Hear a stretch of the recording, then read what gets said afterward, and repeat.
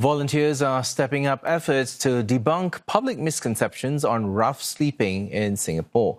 With the issue gaining traction on social media, one such group is calling for people to approach this community with respect and via appropriate channels.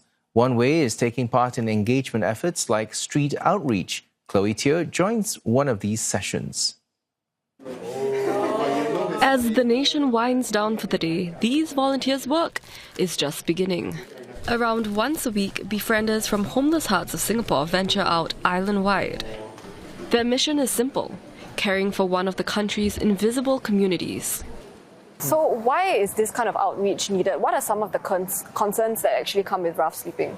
So the reason why we do homeless befriending is also because we learned that a lot of these homeless friends, they are homeless or they have no place to stay is because of family issues or relationship problems. So oftentimes they do share that they feel lonely, and so by befriending them, we are creating a source of support, which comes in the form of friendships and emotional support. What would you say are the main challenges actually in reaching out to rough sleepers? The harder ones to find are the younger ones. The reason why it's harder to find them is because a lot of them, they're always on the move.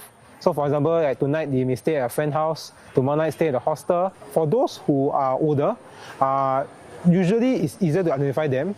But also, when we do identify them, it's like getting them help might also be difficult also, especially if they do not want help. But if it's just not being ready for help, then we won't force. So we'll continue to befriend them and journey with them, which might take a long time, but it's also okay because at the end of the day, it's about the friendships, about respecting them for where they are at now.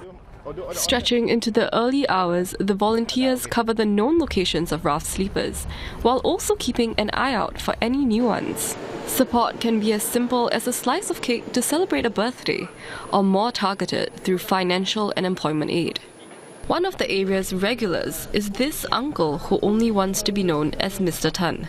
Constant disputes with his wife led him to leave home nearly 2 years ago. 因为家里跟老婆吵了，他就跟你讲说离婚了什么，我就不管他了，我就下来这边睡了。 Another man who wants to be known only as Lucas lost his family home during the COVID pandemic. He could not hold down a regular job due to a series of medical conditions, such as vertigo. He's since managed to find a part-time job that could fit his needs. It's a small step towards having his own flat again. I don't actually need help. Yeah, I don't need help.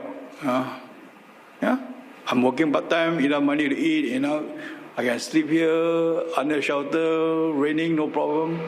Like, today by right, it's just the noodle only.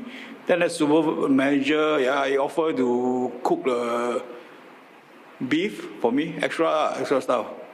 I mean, work properly, people respect you, even when you are homeless. Volunteers say this dignity is important and can be lost when rough sleepers are reported to the authorities or filmed without consent.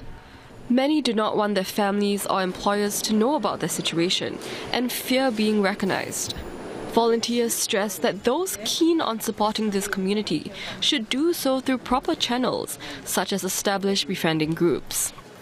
Senior Parliamentary Secretary for Social and Family Development Eric Chua, a regular on these walks, agrees.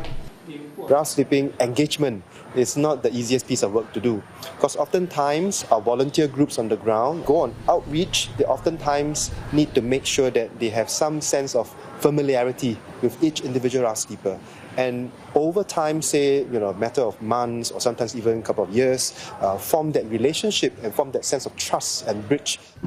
Those interested in joining outreaches like this one can find more information on Homeless Hearts of Singapore's website.